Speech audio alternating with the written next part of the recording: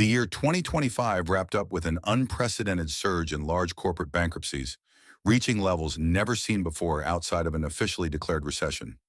According to Standard & Poor's, there were 785 bankruptcy filings involving what they defined as major businesses. A parallel analysis from Cornerstone Research showed that 32 of those cases fell into what they once dramatically labeled mega bankruptcies. In plain terms, that simply means the companies that collapsed held more than $1 billion in reported assets, though the label itself is far more dramatic than the definition. This pattern isn't limited to massive corporations. Smaller businesses and even personal bankruptcies climbed sharply compared to 2024, which was already a weak year by most measures. Given all the, let's say, turbulence in the economy right now, this probably doesn't come as a huge surprise, especially since many of the most recognizable corporate failures seemed almost inevitable. Nikola Motors, Forever 21, and Hooters all collapsed, along with pharmacy chain Rite Aid, which actually filed for bankruptcy twice in 2025, the second time just 8 months after emerging from its first restructuring. That detail alone should signal that there's more going on here than a few bad business decisions. While the number of headline-grabbing corporate shutdowns clearly spiked last year, this trend didn't appear overnight. It had been building for years, long before issues like tariffs offered companies a convenient explanation for their collapse. And while it might be tempting to mock the dramatic failures of well-known brands that were mismanaged or excessively greedy, the real weight of this problem falls, as usual, on ordinary people. It's also playing out most intensely in an industry you might recognize, for reasons that aren't immediately obvious. In general, a record-breaking wave of high-profile bankruptcies is not a healthy sign for the broader economy. And there are three main forces pushing this surge. But before placing all the blame on big-picture economic conditions, it's worth pointing out a few contradictions in the story we're being told. On one hand, we're told these bankruptcies are driven by falling consumer demand and higher interest rates. On the other hand, we're also told that consumer spending is strong, and while interest rates are higher than they were 5 years ago, they're still relatively modest by historical standards.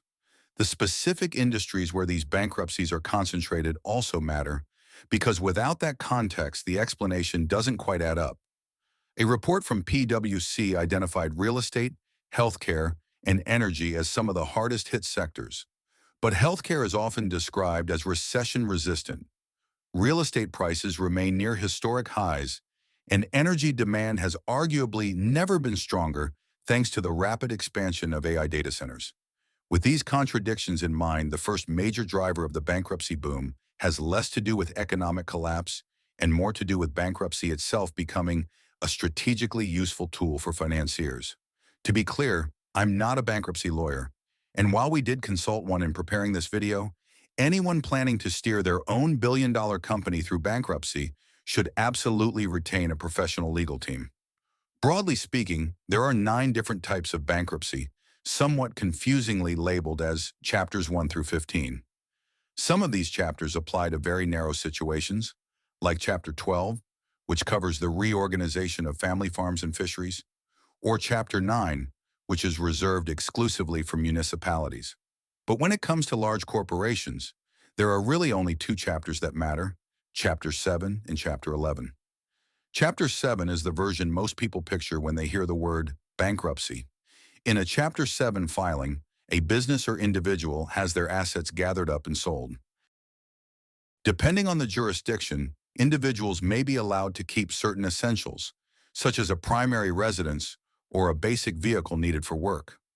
Once the remaining assets are liquidated, the proceeds are distributed to creditors based on their priority, and after that process is complete, the case is closed. That said, the consequences don't disappear immediately. The bankrupt entity is typically subject to restrictions for a defined period afterward. Individuals may face limits on travel, employment options, or the ability to start a new business. For companies, a Chapter 7 filing almost always marks the end of the road. Business operations shut down, employees are laid off, and investors are left with nothing of real value. It's a bleak outcome, but it's also very clear-cut. Financially speaking, it's a hard reset. Everything ends, and whatever comes next has to begin from zero.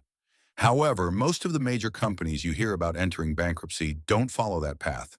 Instead, they choose to file under Chapter 11. When a company's leadership opts for Chapter 11 protection, the CEO effectively surrenders part of the company's control to a bankruptcy court. Even so, day-to-day operations usually continue much as they did before, with one critical difference. Creditors are legally required to wait while the process plays out. This isn't some kind of legal escape hatch. The court's ultimate objective is still to make sure lenders are repaid as much as possible. The key distinction, though, is that for large corporations, the most valuable asset they often possess isn't a building or a piece of equipment, it's the business itself. That value comes from brand recognition, existing contracts, experienced employees, and the internal systems that allow all of those pieces to function together. When combined, these elements are often worth far more than they would be if sold off separately. As a result, the most effective way to generate enough money to repay creditors is frequently either to keep the business running while debts are restructured over time, or, if that becomes too complex, to take a simpler route by separating the operating parts of the company and selling them to a new owner, free of existing debt. What's left behind is essentially an empty corporate shell, holding little more than the cash from that sale, which ideally is used to settle outstanding obligations to lenders. This is why you often hear about companies going bankrupt while continuing to operate. And there are clear reasons why this approach has become increasingly common. When a company is sold while actively in bankruptcy, it can use what's known as a 363 sale. This process comes with strict legal constraints, but it also offers several powerful and often unintended benefits that make these businesses especially attractive to private equity firms. If you look at some of the most visible bankruptcies in recent years, a clear pattern emerges. Del Monte filed for Chapter 11, secured additional financing to keep operating, and waited until it could find a buyer. Claire's, the well-known ear-piercing retailer, filed for Chapter 11 before being sold to new owners. Even Hooters, the famously family-unfriendly family restaurant, went through Chapter 11 before being sold back to its original owners, who claimed they were going to re-Hooterize the brand. Whatever that's supposed to mean. Honestly, that's not something I want clarified. But for another example, even the fictional sale of Dunder Mifflin in The Office almost certainly mirrors a 363 sale. The corporate headquarters went bankrupt, but the core paper operations were sold off to a new buyer and kept running. A 363 sale is typically pushed through as quickly as possible so creditors can recover their money. The seller is legally motivated to close fast, and because the court approves the sale as free and clear, the buyer, often a private equity firm or an industry competitor, can complete the acquisition with far less due diligence than normal, since the risk of hidden liabilities is dramatically reduced. Before the auction even begins, the bankruptcy court usually selects an initial bidder to set a real price. That opening offer establishes a floor and forces other potential buyers to either submit a higher bid or walk away. This first bidder is known as the stalking horse, and if they're outbid, they typically receive a small breakup fee as compensation. The rush timeline of a 363 sale also creates some additional advantages involving another regulator, but we'll come back to that shortly. One of the stranger ironies here is that once private equity firms acquire these companies, their first move is often to pile on even more debt to amplify potential returns. Loading a company with debt increases the likelihood of future financial distress, which in turn raises the odds of another Chapter 11 filing and yet another 363 sale. This feedback loop has produced situations that would almost be absurd if the stakes weren't so high. According to a Bloomberg report, in 2023 and 2024 alone, 60 large companies filed for bankruptcy 2 or more times within that short window. Party City is a particularly striking example. It emerged from bankruptcy having shed more than $1 billion in debt, only to file again just 14 months later. As the private equity industry has expanded, it has created a larger pool of companies pushed to financial extremes, and then benefited from the fallout when those companies go too far. It's a neat, self-reinforcing cycle that has made corporate bankruptcy feel far less extraordinary than it once did. Much like getting fired did 20 or 30 years ago, back when both events were still treated as major, career-defining moments. Today, though, it almost feels inevitable, like it's something that will eventually happen to nearly everyone sooner or later. But to play devil's advocate for a moment, maybe that's not entirely terrible. We've been fairly outspoken in our criticism of private equity on this channel before, but their involvement alone doesn't automatically mean the outcome is bad, right? If the core operations of a company are sold off in one piece and mostly preserved, lenders recover their money without years of legal disputes. The business might end up with more competent leadership, and, most importantly, everyday employees don't lose their jobs simply because the company disappears altogether. If that were the whole story, it would neatly explain why large bankruptcies have become so common even outside of recessions, while also making it seem like there's nothing especially alarming going on. But unfortunately, that's not where things end. It's time to dig into how this process is actually creating much bigger problems, all in service of selling what may ultimately be a worse solution. One thing we've noticed recently is that a growing number of new tools are making everyday work noticeably more efficient. For us, that's shown up in things like building storyboards faster for our editors, which means we can spend more time actually making videos instead of getting stuck in planning stages. That's why this video is sponsored by Lovable. Lovable fits seamlessly into that kind of workflow. It allows you to take an idea and turn it into a functional app or website in just minutes, even if you have no background in development. Rather than spending hours setting up layouts, user flows, or back-end systems, you simply describe what you want to create, and Lovable handles the heavy lifting. We can quickly tweak visuals like colors, spacing, and text, share the project with the team, and once it's ready, publish it instantly with a live URL. It's been especially helpful for things like storyboarding tools, internal dashboards, and fast prototypes where the goal is to clearly see the idea and then move on. By removing a lot of friction from the process, it keeps the focus on communicating the concept instead of wrestling with software. If you want to try it yourself, use the link in the description or the pinned comment to start building today, and use my code to get 20% off. One of the biggest hidden advantages of acquiring a company in Chapter 11 bankruptcy is that everyone involved is highly motivated to move fast. A normal business acquisition can drag on for months of negotiations, and massive deals, like whoever ultimately ends up owning Warner Brothers, can take years of due diligence before anything is finalized. Beyond the enormous legal and advisory fees paid to lawyers and investment bankers, a long, drawn-out sale also gives regulators like the FTC more time to intervene and potentially block a deal on antitrust grounds. Bankruptcy sales are technically subject to the same rules, but in practice they often receive far less scrutiny for three straightforward reasons. First, the FTC generally doesn't want to be seen as the reason a sale fails when the alternative is liquidation and mass job losses.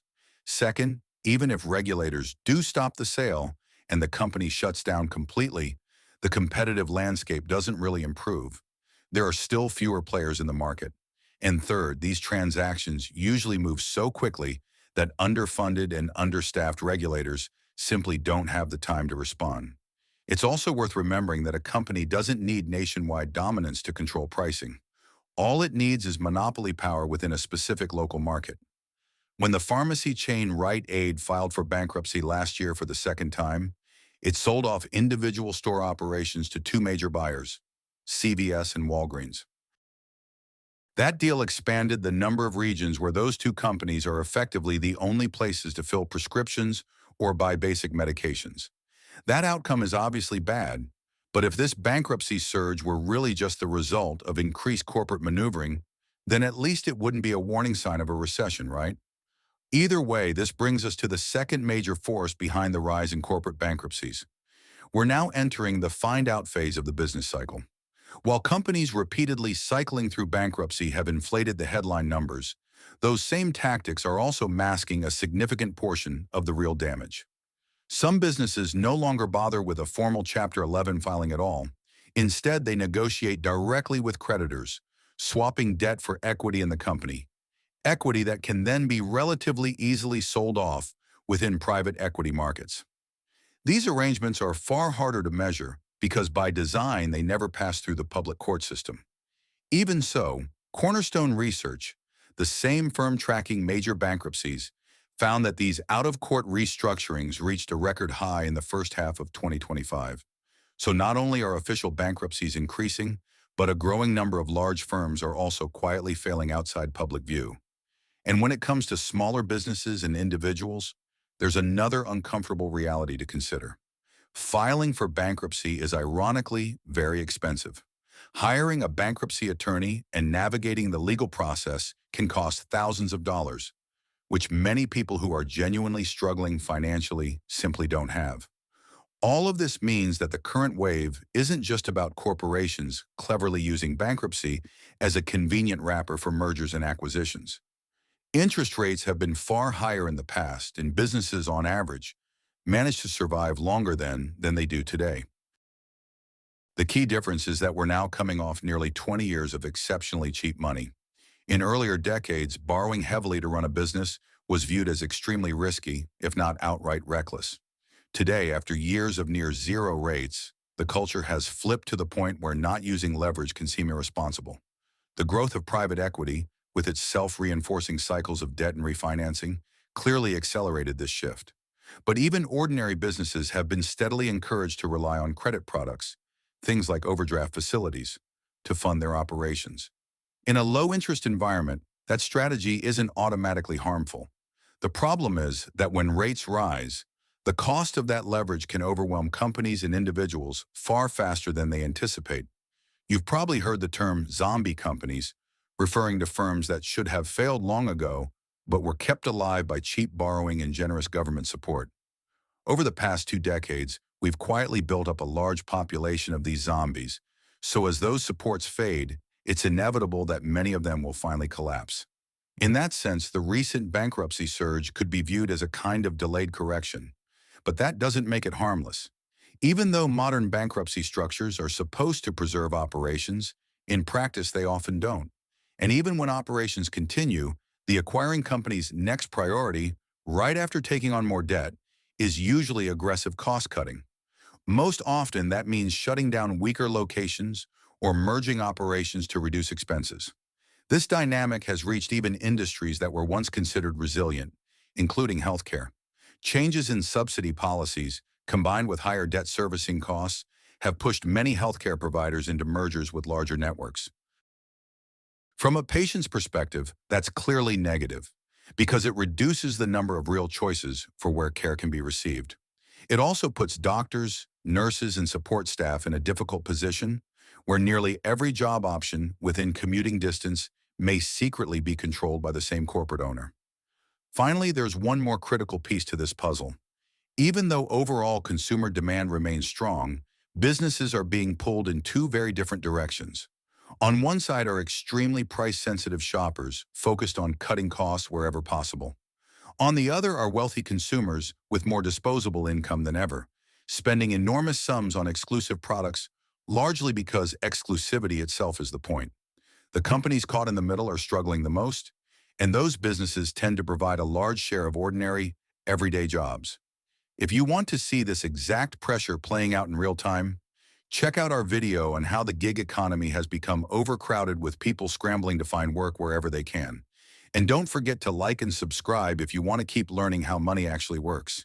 If you want more videos breaking down stories like this, make sure to like and subscribe. Thanks for watching.